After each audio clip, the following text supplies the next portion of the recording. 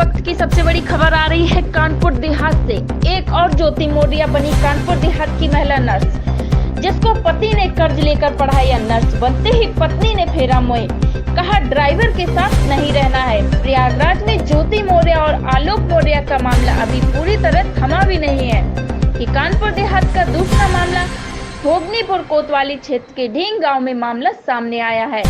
इसमें नर्स की नौकरी मिलने पर पत्नी ने ट्रक ड्राइवर को बाय बाय कह दिया। पत्नी नर्स का पक्ष ससुराल जन भी ले रहे हैं। पति को अपने ही दोनों बेटों से नहीं मिलने दिया जाता है। कुछ गलत रास्ते पर चलने वाली महिलाओं ने शादी के बाद पढ़कर यदि कुछ हासिल कर लिया तो उन्हें पति का काम उनसे कमतर लगने लगता है। हालांकि प्रयागराज की आलोक मौर्य के बाद पीड़ित पतियों ने हिम्मत दिखानी शुरू कर दी है, शायद उनको भी न्याय मिल जाए।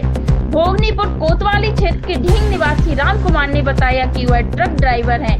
उसकी शादी सन 2002 में जालौन थाना कदौरा के दिरही गांव निवासी सीमा के साथ हुई थी। शादी के बाद पत्नी ने पढ़ाई कर नौकरी करने की इच्छा जताई। उसने बलिया में नर्सिंग की पढ़ाई कराई थी। सरकारी नौकरी मिली तो घर से चली गयी।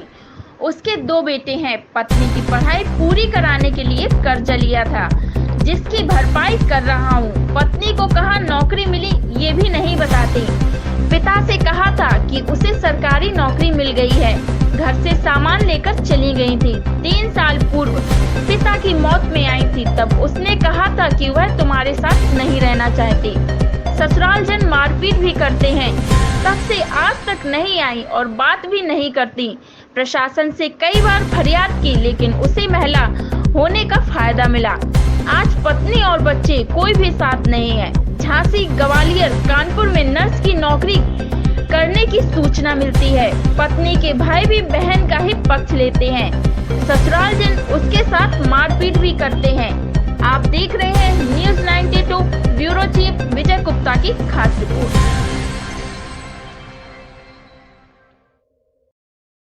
क्या नाम है आपका? राम कुमार नाम है जी। कहाँ के रहने वाले हैं? ढींग के रहने वाले हैं। अच्छा, ये आपका जो पत्नी का प्रकरण मामला सामने आ रहा है, क्या मामला है? सर जी, जब उसकी सरकारी नौकरी लगी तो मान लो कहती हम ट्रक ड्राइवर के साथ में नहीं रहेंगे। मतलब नौकरी लगने के बाद में बोली ट्रक ड्राइवर के साथ नहीं रहेंगे? नहीं रहेंगे। किस वर्ष शादी हुई थी आपकी? 2002 में। कहाँ पे हुई थी? तिरही। अच्छा, कितने साल लगभग छोड़ के पहले चली गई है? लगभग कुछ साल छोड़ के चली गई। लगभग कुछ सालों पहले छोड़ के चली गई। क्या बच्चे हैं आपके? 2 हैं सर। अच्छा, जिस तरीके से आप ये बताइए, कुछ साल पहले छोड़ के चली गई, आज आप इंसाफ मांग रहे हैं, तो ऐसा क्या देखा सोसाइटी में, समाज में, सोशल मीडिया में कि आपको हिम्मत जगी? न साहब क्या जगी, तो हम चौकी में जाते थे, थाने में जाते थे, अदालत में जाते थे तो कोई सुनवाई नहीं थी। जब हमने खुद ये सुना कि योगी तक बात पहुंचेगी तो योगी इसका न्याय करेंगे, सही मान लो दर्शाएंगे। अच्छा मान लो माहौल चल रहा है। मतलब हम लोग। क्या बच्चे हैं आपके? हमारे 2 बच्चे हैं सर। 2 बच्चे? तो बच्चे आप ही साथ रहते हैं? नहीं, उसी के साथ में रहते हैं। अच्छा, बच्चे लेके चली गई थी। चले। तो अब आप किसके साथ रहते हैं? अब तो हम अकेले रहते हैं। यहीं पर शाम आप खाना बनाते हैं, माताजी आ जाती है खाना बनाने। तो गाड़ी आज भी चलाते हैं? गाड़ी आज भी चलाते हैं? गाड़ी आज भी चलाते हैं, लेकिन जब आज चले जाते हैं गाड़ी में चले जाते हैं। अब आपको क्या चाहिए? अब ये हमको ये चाहिए कि अपने घर में आ जाए और आराम से रहे, कोई दिक्कत नहीं। बच्चे भी आ जाए तो हमको 2 रोटी का सहारा बन जाए। बच्चों की याद आती है? बच्चे आते हैं मिलने के लिए? बच्चे नहीं आते सर। माता जी, क्या नाम है आपका? मिठाना। हाँ। ये राम कुमार कौन है आपके? लड़का। अच्छा, ये बहू नहीं आ रही है, छोड़कर चली गई है, कह रही है कि आप ट्रक ड्राइवर हो, आप हमारे काबिल नहीं हो, मैं सरकारी नौकरी कर रही हूँ। क्या मामला है, क्या कहना चाहेंगे आप? का हम बतावन अब 2 मनन के भाई लड़ाई ना में ना कहीं ना गई कमाऊँ। अब नहीं जाती काथी हमें आदमी जरूरत नहीं है। आदमी जरूरत नहीं है? नहीं है, काथी में आदमी जरूरत नहीं। पहले आवत रही बुढ़ा तो काथी तुम्हारे लड़कन का दवा लिखा दे, तो हमको लड़कन का लिखा दे का कटोरा। मतलब बहू ने कहा कि जो खेती डली है वो हमारे बच्चों के नाम कर दो, तब रहेंगे। राय वाली बात नहीं का थी। मैं आदमी की जरूरत नहीं। आदमी की जरूरत ही नहीं है? अपने लड़कन का दे, मरे हमें नहीं आदमी की जरूरत है। अब आप क्या चाहती हैं? अब हम क्या चाहती हैं, जब ये आम है तो अपन खितवा ले, अपन घर ले, अपन लड़का ले, अपन मनई ले राय। हम तो आज हने काल मरे दूसर दिन। भैया कहाँ के रहने वाले हैं? जी मैं इसी गांव का निवासी हूं और अभी अपना इनके घर के पीछे ही मेरा घर है। अच्छा, जिस तरीके से आपके गांव में एक राम कुमार नाम के एक ट्रक ड्राइवर है, उनका एक प्रकरण सामने आ रहा है कि पत्नी छोड़कर चली गई। बता रहे हैं कि वो एक नर्स बन गई, सरकारी नौकरी लग गई तो छोड़कर चली गई। और वो बोल रहे हैं कि हमारी पत्नी कहना है कि अब हम नर्स बन गए, हमें अब तो ट्रक ड्राइवर की जरूरत नहीं है। जिस मामले में क्या कहना चाहेंगे? सही बात है। मैं इनको काफी दिनों से जानता हूँ। इन्होंने अक्सर अपनी पत्नी के बारे में हम लोगों से बातचीत करते रहते हैं और उन्होंने जब भी अपनी पत्नी के बारे में बताया तो उन्होंने यही बताया कि आज बताओ मुझे अपनी पत्नी को पढ़ाने लिखाने के बाद आखिर मिला क्या। जब से वो नर्स बनी है या ऐसा ये लोग मानते हैं कि वो नर्स है या नहीं है, अभी इसका कोई क्लियर नहीं है। जब से इनके साथ में जुड़ा हूँ, लगभग 4-5 साल से मैं इसको जानता हूँ। उससे पहले भी इनकी पत्नी इनको छोड़कर चली गई थी और नर्स होने को कहकर अपना सारा सामान इनके घर से उठा ले गई थी। अपने दोनों बच्चों को ले गई, सारा सामान जो था वो ले गए। ये ट्रक ड्राइवर हैं और जब भी इनसे ये पूछा कि आपकी पत्नी क्यों नहीं आती है तो वो यही बताते रहे कि मैं ट्रक ड्राइवर हूँ, इसलिए वो मेरे साथ अब रहना नहीं चाहती है।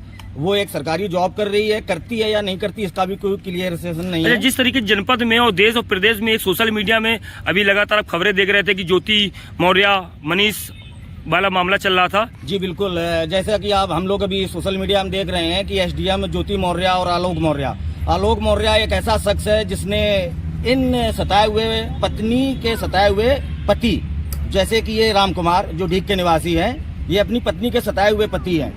आलोक मौर्य से ही प्रेरित होकर इन्होंने ऐसा कदम उठाया है। जब इनको लोगों ने बताया कि यार इस समय ऐसा प्रकरण चल रहा है, कहीं ना कहीं आप ये तो कहना नहीं चाहते हैं जिस तरीके से ज्योति मौर्य का प्रेमी मनीष थे जी, जो कमांडेंट होमगार्ड कमांडेंट ऑफिसर थे, तो ऐसा तो नहीं आप कहने मतलब है कि राम कुमार की पत्नी की भी कहीं कुछ? जी बिल्कुल हो सकता है ऐसा, जैसा आप पूछ रहे हैं उस हिसाब से मनीष दुबे जो एक व्यक्ति सामने आया है वो एक बहुत ही जिसको हम कह सकते हैं पत्नी को एक खराब करने वाला, समाज को खराब करने वाला व्यक्ति है।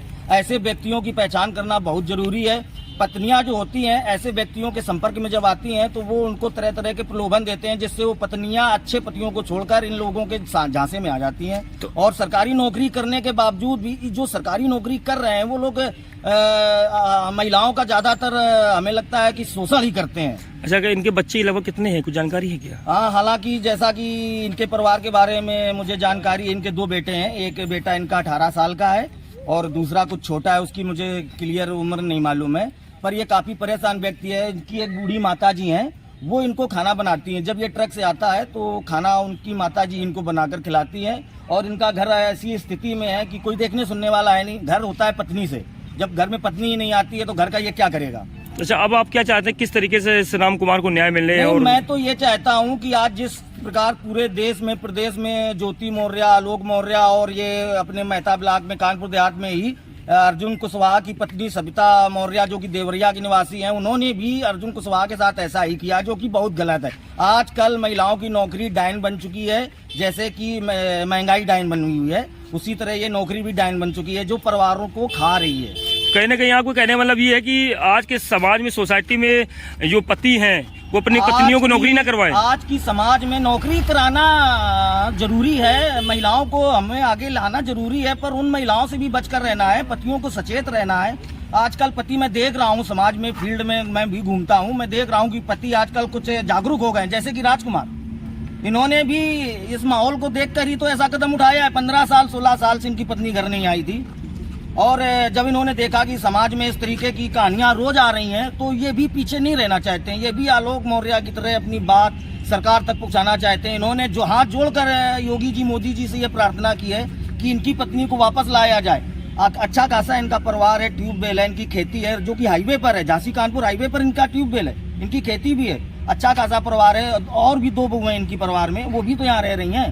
पर नौकरी मिल जाने से ऐसा नहीं होना चाहिए कि आप पति को छोड़ दो। पति ने मेहनत की, आपको ट्रक ड्राइवरी करके पढ़ाया। कहीं ना कहीं आज के गृहस्थ जीवन में अगर पत्नी अगर काबिल बन के अगर सरकारी जॉब करती है तो कहीं ना कहीं घर बेकार हो जाएगा। नहीं, मैं ऐसी महिलाओं से ये कहना चाहता हूँ कि जो महिलाएं या जो अभी कम उम्र की लड़कियां हैं, युवतियां हैं, पढ़ लिख रही हैं और उनकी इच्छा है नौकरी करने की, मैं उनसे हाथ जोड़कर ये कहना चाहता हूँ कि अगर आप भविष्य में नौकरी के बल पर जीना चाहती हैं तो आप शादी ना करें। जब तक आप पढ़ना चाहें, आप नौकरी जब तक आपको ना मिल जाए, उसके बाद अपना एक मनपसंद पति चुने, उसके साथ अपना जीवन भर, किसी का परिवार ना बर्बाद करें। भैया कहाँ के रहने वाले हैं?